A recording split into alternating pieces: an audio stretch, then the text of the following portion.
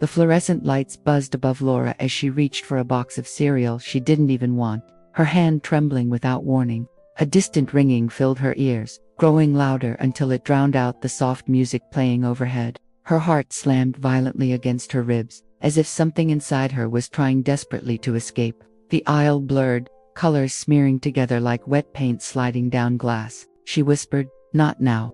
Please, not now." But her body had already crossed a line she couldn't see. She gripped the cart handle, hoping it would anchor her, but the metal felt unsteady beneath her palms. Her breath came in quick, shallow bursts, each one thinner than the last. A cold wave rushed across her back, spreading through her like a winter tide swallowing the shore. Strangers moved around her, unaware that her world was imploding in slow motion.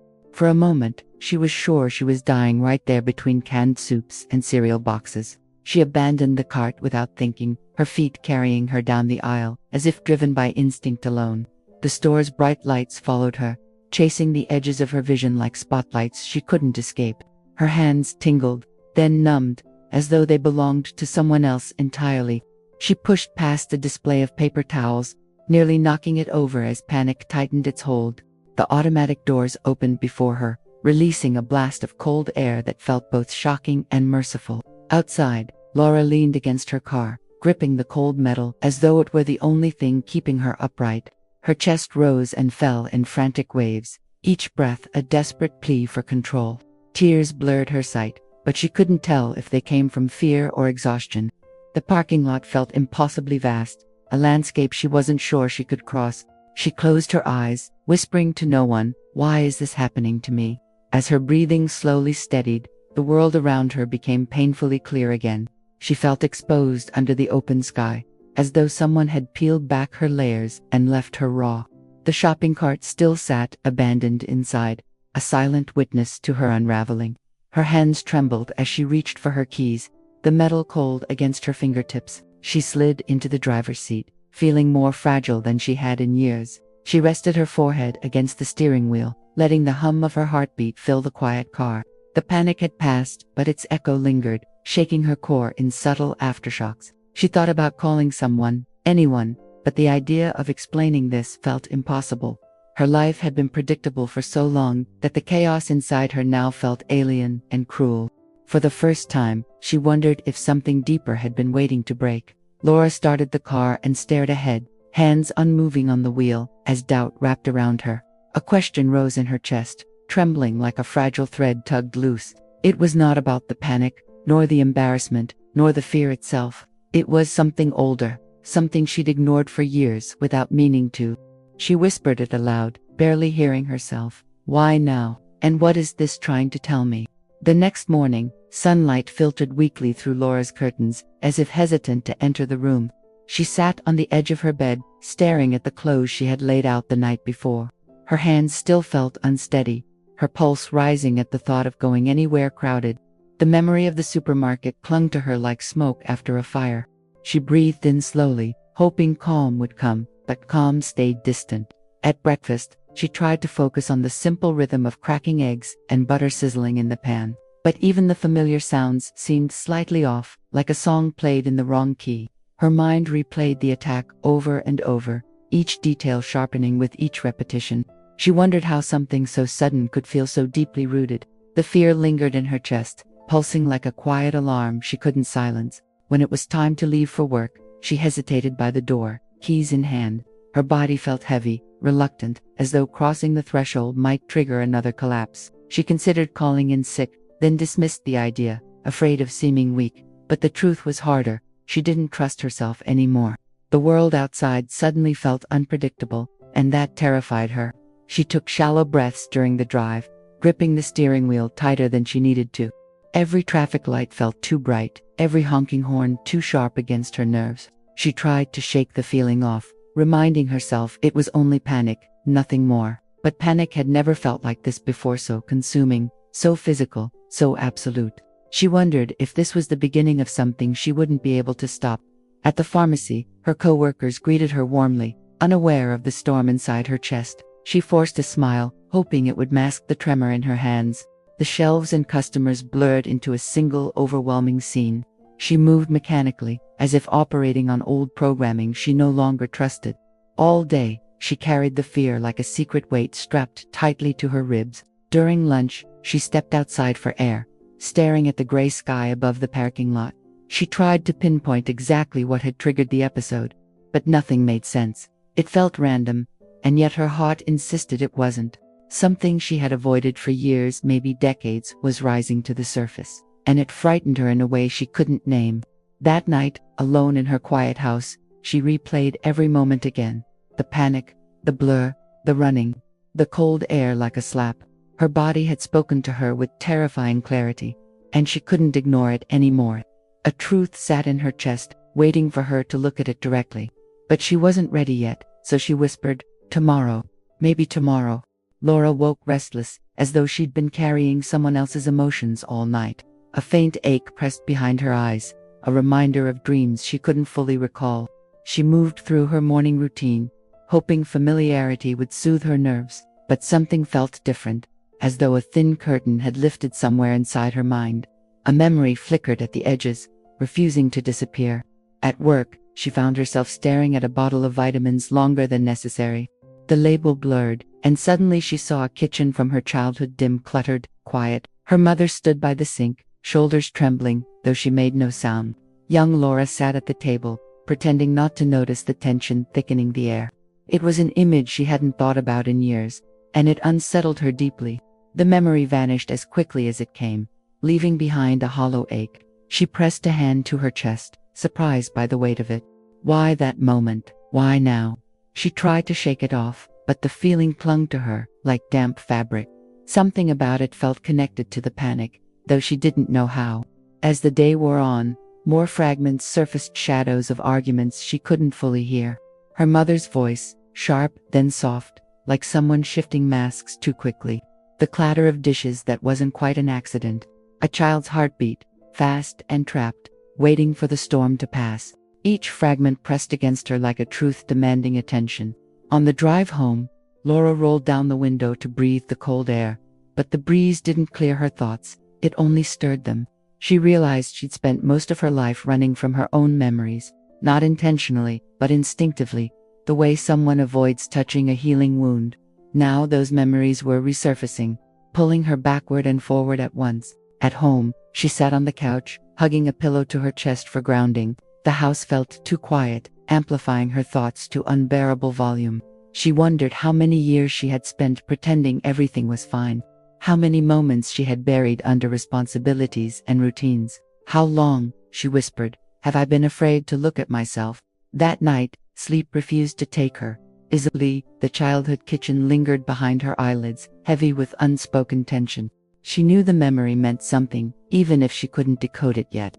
A stirring inside her insisted there was more to uncover, and though she feared what she might find, she knew the journey had already begun. The next morning, Laura woke with determination mixed with dread, like two rivers meeting.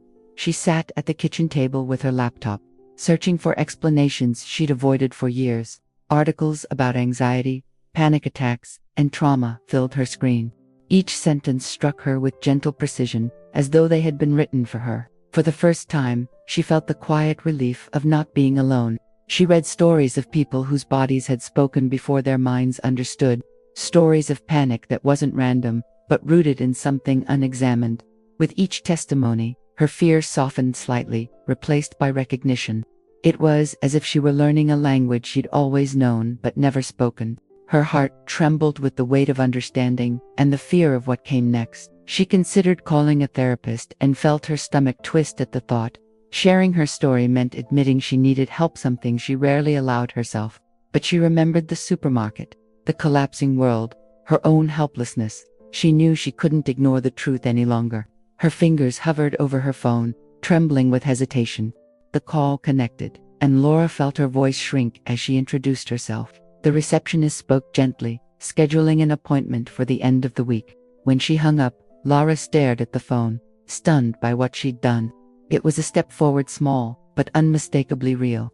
Her fear didn't disappear, but it shifted, making room for something else. Later at work, she felt the faintest flicker of hope as she moved through the aisles. She still felt vulnerable, but not powerless. like someone standing in a storm who suddenly spots shelter in the distance. She breathed a little deeper, letting the air settle inside her chest. For the first time since the attack, she sensed the possibility of change. At home that evening, she gathered her thoughts into a notebook. She wrote about the panic, the memory, the fear, the search. Words spilled out of her like water, finally finding a crack. Some sentences felt heavy. Others felt strangely freeing. By the end, she realized she had never spoken honestly to herself before. She closed the notebook gently, as though it contained something fragile and precious. The night felt different, quieter, steadier, almost compassionate. She didn't know what the therapist would uncover with her, or how hard it might be, but she sensed the beginning of an unfamiliar strength taking root. And for the first time in a long while, she whispered, "Maybe I can do this." The waiting room smelled faintly of lavender, a scent that tried too hard to be calming. Laura sat with her hands clasped tightly, thumbs brushing nervously back and forth. A soft clock ticked on the wall, each sound steady against her uneven breath. She wondered what she would say, where she would even begin. The thought of opening her past felt like unlocking a door she'd kept bolted for decades. When the therapist called her name, Laura stood slowly, her legs tense with anticipation. The office was warm, with shelves of books and a single lamp casting gentle light. She sat on the couch, feeling both exposed and oddly relieved. The therapist encouraged her to start wherever she felt ready. So Laura began with the supermarket, the collapse, the terror that swallowed her whole. As she spoke, her voice wavered, but she didn't stop. The therapist listened without interrupting, her presence steady and grounding. Laura described the dizziness, the trembling, the certainty that something inside her had snapped. She expected judgment, but instead found understanding in the therapist's eyes. That alone loosened something in her chest she hadn't realized was tight. When the therapist gently asked about her childhood, Laura hesitated. A protective instinct flared, urging her to keep the past buried. She skimmed the surface, offering vague descriptions of worry and responsibility. The therapist nodded, sensing the unspoken weight beneath her words. Laura felt seen in a way that frightened and comforted her at the same time. By the end of the session, she felt both drained and strangely lighter. It was as though she had pulled a thread connected to years of silence. The therapist suggested that the panic might be a messenger, not a threat. The idea unsettled her, but also sparked a subtle curiosity. She left the room feeling that something had shifted inside her, however slightly. Outside, the air felt different against her skin, cooler, clearer, almost cleaner. She walked to her car slowly, as though learning the world all over again. Her body still hummed with anxiety, but beneath it lay a faint steadiness. She realized she had taken a step she once believed impossible. A small step, yes, but one that carried enormous meaning. As she sat behind the wheel, she closed her eyes and breathed deeply. A new question had formed within her, quiet, persistent, alive. It wasn't "what's wrong with me" anymore, but something gentler, something that felt like the beginning of a long-awaited journey inward. She whispered it softly, letting it echo in the quiet car. "What am I finally ready to face?" Saturday sunlight slipped through the blinds as Laura stood in her bedroom, staring at the closet. Inside, on the top shelf, sat the box she had avoided for years, dusty and silent. It was filled with pieces of a life she had never fully allowed herself to remember. Her heart beat faster just looking at it, as if it already knew what was inside. She swallowed hard, wondering if she was truly ready to open that door. She dragged a chair over and climbed carefully, feeling the familiar creak beneath her feet. Her fingers brushed the cardboard lid, tracing an old rip on the edge. Memories she couldn't fully name stirred like shadows at the back of her mind. The box felt heavier than she remembered as she pulled it down into her arms. She carried it to the bed, sitting beside it like someone visiting an old wound. Lifting the lid released a faint smell of paper, dust, and something older like stored winters. Inside were photographs, birthday cards, a folded apron, and a stack of worn envelopes. Her mother's handwriting stared back at her from one of the letters, looping and familiar. Laura's chest tightened as she picked it up, feeling an ache spread through her ribcage. She wasn't sure if she wanted answers or to put everything back again. She set the letter aside, choosing instead to start with a photograph on top. In it, a younger version of herself smiled stiffly beside her mother in their old kitchen. Her mother's arm was around her shoulders, gripped just a little too firm to be casual. Laura remembered that day, suddenly, the forced laughter, the tension thick as fog. She felt the echo of that old unease move through her like a quiet shiver. Next, she unfolded the apron, stained in places from meals long forgotten. Her mother had worn it nearly every evening, a kind of armor against the world. Laura remembered watching her cook, seeing the exhaustion in her eyes she never named. Responsibility had hung in that kitchen like a permanent fixture, almost louder than words. She realized now how early she'd learned to read moods instead of feelings. Her fingers moved back to the letter, the paper soft and thin from age. She turned it over in her hands, noticing the date written in the top corner. It had been addressed to her, but never given, the envelope still unsealed. A part of her wanted to read it immediately. Another part begged her not to. She placed it gently on the nightstand, letting the moment breathe unfinished. As she closed the box for now, Laura felt both unsettled and strangely awake. She hadn't gone as far as she could, but farther than she ever had before. The past was no longer locked away on a shelf, untouched and ignored. It now sat within reach, pulsing with questions she could no longer dismiss. Something inside her whispered that this was only the first crack in the wall. 2 days later, Laura stood in the pharmacy aisle, stocking shelves of pain relievers. It was a quiet afternoon, the kind that usually passed without much thought.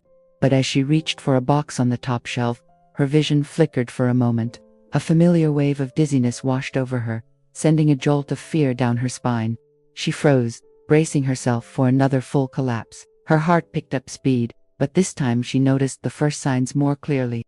The tingling in her hands, the tightness in her throat, the shallow rise of her chest. Instead of running, she placed the box down slowly and rested her hand on the shelf. She had read about this, written about it, spoken of it in therapy. Now her body was repeating the lesson, asking her to respond differently. She focused on her breath, counting in 4-4, out for 6, just like she'd practiced. The numbers felt clumsy at first, sliding around her racing thoughts, but little by little, the rhythm began to land, like footsteps on solid ground. The dizziness didn't vanish completely, but it loosened its grip. Her body trembled, yet she stayed in place, refusing to abandon herself. A coworker walked by and asked if she was okay, concern creasing her forehead. Laura almost lied automatically, the word fine rising to her lips. Instead, she inhaled and said, "I'm a little anxious, but I'm managing it." The honesty felt strange, like wearing a new pair of shoes not yet broken in, but it also felt real, and the realness steadied her in an unexpected way. She moved to the back room for a moment, leaning against the cool wall. Her heart still beat fast, but she noticed something different in the fear. It no longer felt like an enemy trying to destroy her from within. It felt more like a messenger knocking too loudly on a long-ignored door. And for once, she was listening, instead of pretending not to hear. She pulled out her notebook during her break and began to write quickly. She described every physical sensation, every thought, every quiet decision not to run. The words came with surprising clarity, anchored by her determination to understand. It felt like stitching together pieces of a language her body had been speaking for years. She realized that noticing the pattern itself was a kind of power. When her shift ended, she walked to her car, tired but strangely proud. It hadn't been a perfect victory. The fear had still been loud and sharp, but she had stayed, breathed, admitted, observed, written all things she never would have done before. Her body had spoken, and instead of panicking at its voice, she'd answered. A small, quiet thought took root. Maybe I'm stronger than I believed. At her next therapy session, Laura sat with her notebook open on her lap. The pages were filled with jagged handwriting, arrows, underlines, and circled phrases. She felt nervous, as though she were about to present a secret project. The therapist asked gently if she wanted to share any of it. Laura nodded, even as her throat tightened with anticipation. She read aloud the entry about the episode at work, her voice steady at first. As she described choosing not to run, emotion rose slowly like a tide. The therapist listened, eyes kind, offering quiet nods of encouragement. Laura felt strangely proud and fragile, all at once, like glass holding light. She finished reading and closed the notebook, exhaling shakily. The therapist asked again about her childhood, this time with more specific questions. What had it been like to grow up in that tense kitchen she remembered? Who comforted her when things were hard, and who needed comfort from her instead? Laura hesitated, feeling old defenses rise like automatic barriers. But the memory of her recent strength nudged her gently to keep going. She spoke about her mother's worry, her father's absence in the emotional landscape, how she learned quickly to be the good girl, calm and helpful and undemanding, how she would sit quietly at the table, listening for the subtle shifts in mood. She described becoming the emotional adult before she was even a teenager. Saying it out loud made her chest ache with a grief she hadn't known she carried. Tears filled her eyes as she admitted how often she'd felt invisible. Not because her parents didn't love her, but because their own pain took up so much space. She realized she had spent her life managing other people's emotions, not her own. The therapist called it parentification, a word that landed heavy and true. For a moment, Laura felt both validated and heartbreakingly sad for her younger self. They sat in silence for a few breaths, letting the weight of it settle. Laura pictured the little girl she had been, sitting at that kitchen table. She imagined walking into that memory now, kneeling beside her, taking her hand.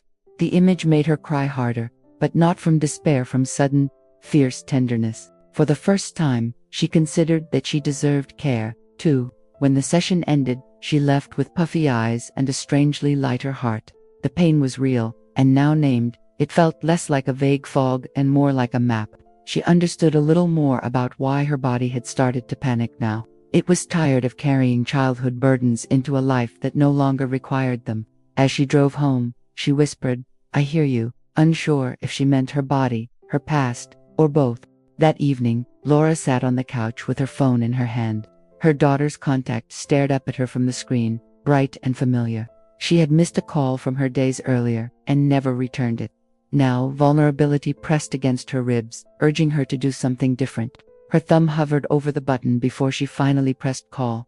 When her daughter answered, her voice was warm and surprised. "Hey Mom, everything okay?" she asked, casual but caring. Laura hesitated, tempted to give her usual automatic reassurance. Instead, she took a breath that felt like stepping off a ledge. "Actually," she said softly, "I've been having a hard time." The line went quiet for a moment, and then her daughter's tone shifted. She asked what was going on, really going on, not just the surface stuff. Laura described the panic attack, the therapy, the memories stirring from long ago. Her words shook, but they kept coming, cracking open years of practiced composure. On the other end, her daughter listened, her silence full of attention and care. "I had no idea," her daughter finally said, voice thick with emotion. "I mean, I always thought you were the strong one, the steady one." Laura let out a small, sad laugh, recognizing the role she had played. "I wanted to be," she admitted, "but I think I confused strength with never needing help." The confession felt like laying down a weight she'd carried for decades. Her daughter shared memories of her own times. She'd felt Laura was distant or distracted, not unloving, just wrapped in something invisible she couldn't name as a child. She described a night in her teens when she'd heard Laura crying in the kitchen. Laura froze. She hadn't known anyone had heard. That night had been one of the many she locked away without processing. As they talked, the past rearranged itself in Laura's mind. Her daughter hadn't seen her as perfect or invulnerable, just human and sometimes unreachable. They both realized how often they'd tried to protect each other by hiding their struggles. It was a strange, tender kind of heartbreak to see it so clearly now. Yet underneath the sadness, something healing was quietly unfolding. By the time they said goodbye, the call had changed something fundamental. Laura no longer felt like she was fighting this silent battle alone. Her daughter's understanding had woven a new thread between them, softer and more honest. The past was still there, but now they were looking at it together. As she set the phone down, Laura felt a new question forming. What else have I been ready to see? That night, the box on her nightstand seemed to glow in the dim light. The letter with her mother's handwriting lay atop it, patient and unassuming. Laura sat on the edge of the bed, fingers interlaced, breathing slowly. The conversation with her daughter echoed gently in her mind, like a guiding hand. She knew it was time to face what she'd been circling around for days. She picked up the letter carefully, as if it might crumble in her grasp. The paper felt fragile, edges slightly curled from years of waiting. Her mother's name in the corner made her chest tighten with mixed emotions. She unfolded it slowly, the sound of the paper loud in the quiet room. Her eyes lingered on the first line before she dared to read. The letter was dated from a time when Laura had been in her early 20s. Her mother wrote about feeling overwhelmed, ashamed, and terrified of her own sadness. She apologized for the weight she had placed on Laura's shoulders all those years. She admitted she hadn't known how to be a mother and a person in pain at the same time. Reading the words felt like watching a locked door swing open from the inside. Her mother wrote that she saw how much Laura had given up to keep the family together. How she had noticed the way her daughter stayed quiet, calm, and responsible. How she feared Laura would grow up believing her only value was in holding others up. She had wanted to tell her sooner but didn't know how to say it aloud. So she wrote it down, hoping one day it would find its way to her.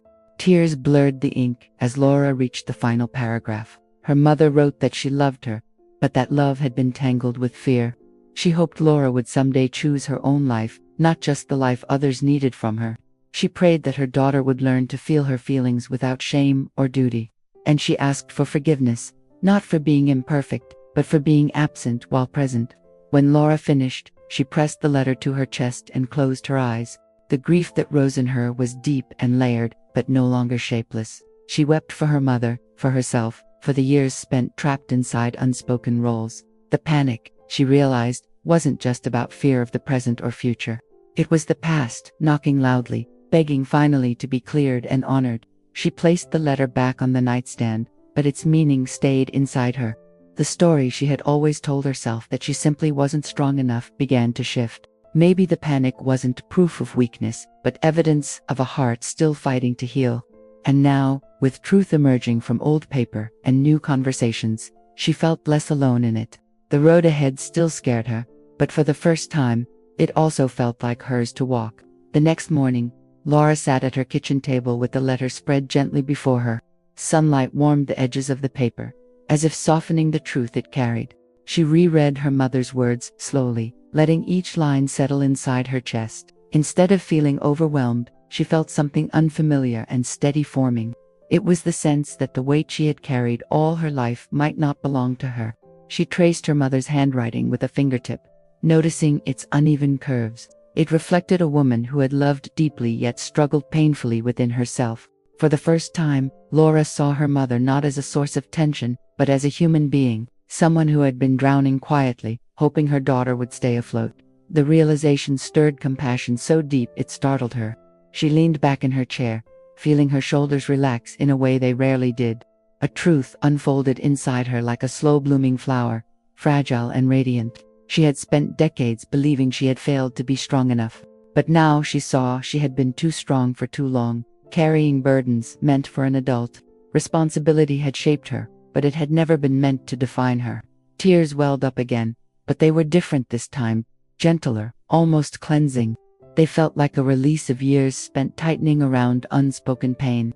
She breathed out, letting the stored grief leave her body inch by inch. Every exhale felt like giving her younger self permission to rest. She whispered softly, "You did the best you could," unsure if she meant her mother or herself. A sudden clarity rose in her mind, quiet but undeniable. She realized that panic did not break her, it revealed what had already been breaking.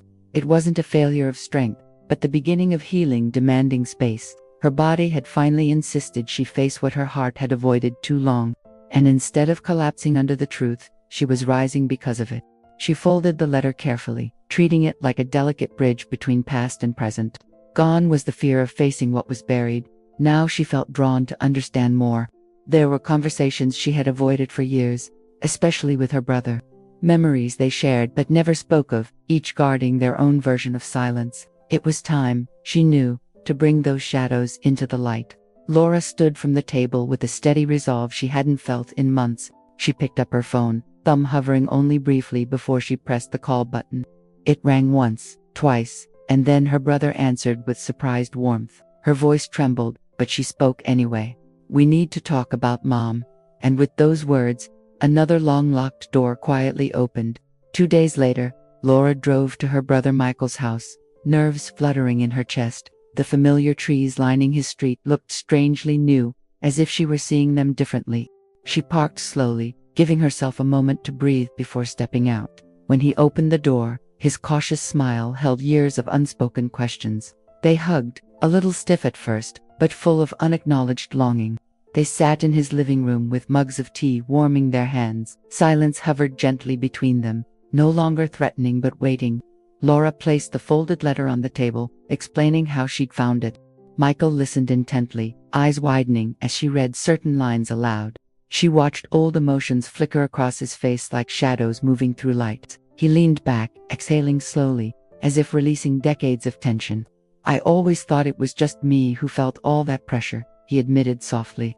Laura felt a sharp ache in her chest at his words, proof they'd both carried the weight alone. He described nights of hearing their mother cry, days of pretending everything was fine. For the first time, their childhood stories aligned into a shared truth. They spoke for hours, unraveling memories they had stitched too tightly to touch before. Moments that once felt isolated now formed a clearer picture when held together. Their mother's fear, her exhaustion, her inability to ask for help, Paul became understandable. Not excusably but human, vulnerable, deeply real, and in understanding her, they began to understand themselves. At one point, Michael's voice cracked as he said, "You shouldn't have had to be the strong one." The words struck her with both pain and comfort, as if naming the wound made it smaller. She realized she had never allowed herself to hear those words from anyone. She'd believed strength meant silence, not truth. Now truth was offering her a freedom she never knew she needed. They ended the conversation with a long, quiet embrace. It felt like reclaiming something lost, a bond neglected but never broken. Laura sensed a new foundation, forming not built on past roles, but mutual understanding. In that moment, she felt lighter, as if a heavy cloak had finally been removed. Healing, she realized, was not something she had to do alone. Driving home, she noticed the sky stretching open in soft pastels. Her heart felt spacious, no longer crowded with unanswered questions. Though the road ahead was still unfolding, she no longer feared its unknown turns. Her past had begun to settle into its rightful place, not erased, but integrated, and she sensed that another turning point was drawing near.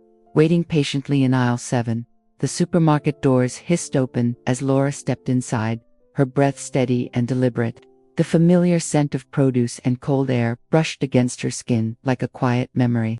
She paused near the entrance, feeling the thrum of her heartbeat, calm but alert. Today wasn't about buying groceries, it was about reclaiming a piece of herself. With slow steps, she began walking toward aisle 7. Her surroundings felt sharper than she remembered, the clatter of carts, the murmur of voices. She noticed it all without shrinking from it, letting the sensations simply exist. As she turned the corner, the aisle stretched before her, unchanged and unassuming. But for her, it pulsed with meaning, echoing the moment she'd once broken apart. She inhaled deeply, grounding herself in the present.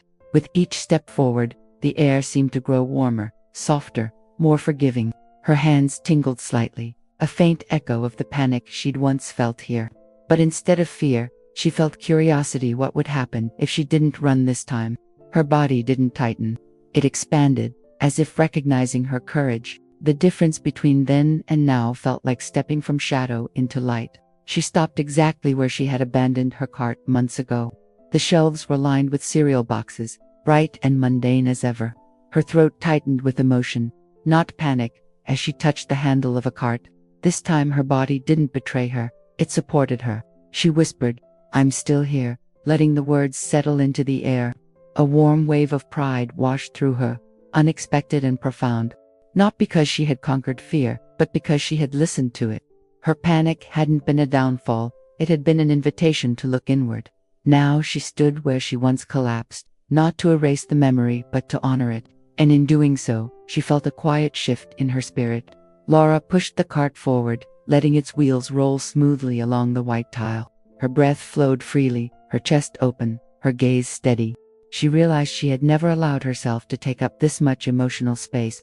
Now she walked with presence, no longer shrinking from the echoes of the past. Healing, she saw, wasn't a single moment but a series of reclaimed steps. At the end of the aisle, she paused and looked back only once, not in fear, but in recognition, acknowledging the chapter that had begun there. She felt gratitude for the breakdown that led her to rebuild herself piece by piece. The woman who had fled this aisle was not the same woman standing here now, and in that truth, she felt the quiet certainty that her life was changing. In the weeks that followed, Laura found herself moving through life with new intention. Small moments felt richer: the warmth of tea, the softness of morning light. She allowed silence to comfort her rather than frighten her. Her inner world, once crowded with tension, felt open and breathable. It was as if she were meeting herself for the first time. She began taking short walks after work, letting her body unwind naturally. Sometimes she paused to watch birds gather on telephone wires, peaceful and unhurried. Other times she simply stood in the wind, letting it carry away old heaviness. These rituals were not dramatic, but deeply grounding. They reminded her that healing was not loud, it was steady. She picked up a watercolor set she had bought years ago but never touched. At first, the colors felt awkward in her hands, unsure and hesitant. But as she let the brush glide across the paper, something inside her loosened. She painted not for beauty, but for expression, letting shapes and colors speak. It became a quiet conversation with herself, one she had long deferred. Her relationships began to shift in gentle ways as well. She answered her daughter's calls with openness, no longer pretending strength. Their conversations deepened, stretching into laughter, confession, and mutual understanding. With Michael, she found a rhythm of care built on shared truth rather than shared silence. Every connection felt more authentic now that she wasn't hiding behind old roles. At work, she noticed she no longer moved through the day bracing for impact. Stress still came, but she met it with awareness instead of fear. Her coworkers saw the change even before she did, commenting on her calm. She smiled more freely, breathed more fully, occupied more space. It felt like living, not just surviving. One evening, she lit a candle and sat quietly in her living room. The flame flickered gently, casting warm shapes along the walls. She placed her hand over her heart, feeling its steady rhythm. This body, once a battlefield, had become a partner in her healing. For the first time, she felt gratitude for the messenger she once feared. As she closed her eyes, a soft peace settled over her like a warm blanket. She no longer felt the constant tug of unresolved tension inside her. Instead, she sensed a future momentum, intentional, authentically hers. The silence around her felt like an open sky, spacious and welcoming. In that stillness, she realized she was finally coming home to herself. On a quiet Sunday morning, Laura sat at her desk with a fresh piece of paper. The sunlight spilled across it, illuminating the blank space waiting to be filled. She picked up her pen, feeling a sense of ceremony in the simple act. She wasn't writing a letter to someone else, this one was for herself. A promise for the life she was choosing now. Her first words flowed with surprising ease. "Dear Laura, I'm proud of you." She paused, letting the truth of the sentence warm her chest. She wrote about her courage, her fear, her breakthroughs and breakdowns, about the girl she had been and the woman she had finally allowed herself to become. Every line felt like stitching together pieces of a soul long fragmented. She wrote about her mother not with resentment, but with deep compassion. She understood now that both of them had lived inside their own storms. And even though her mother had never found full healing, Laura could. Her journey did not erase the past, but transformed it into wisdom. She felt gratitude for the letter that had unlocked so many doors. She sealed her own letter gently, placing it beside her mother's on the nightstand. 2 generations of women speaking truths they'd once been too afraid to say. 2 voices meeting across time, quietly mending a family's emotional history. The pairing felt symbolic, like closing a circle that had been open for decades. She touched both envelopes, honoring the path that brought her here. Looking out the window, she saw the world with fresh clarity. Trees swayed gently, grounded yet flexible, bending without breaking. She felt the same resilience growing inside her, rooted but free. The panic had not ruined her life, had redirected it toward healing, toward truth, connection, softness, and courage. As she stepped outside for her morning walk, the air felt crisp and welcoming. She breathed deeply, letting the cold fill her lungs with renewal. Her steps were steady, confident, aligned with the woman she was becoming. She no longer feared what she might feel or remember. She had learned that facing herself was the most powerful act of living. Laura paused at the end of her driveway, looking up at the open sky. It stretched wide and endless, a reminder that life offered infinite beginnings. She smiled softly, knowing her story was not ending but transforming. Her journey had taught her that healing is not about fixing what's broken. It's about finally giving yourself permission to live freely, boldly, and whole.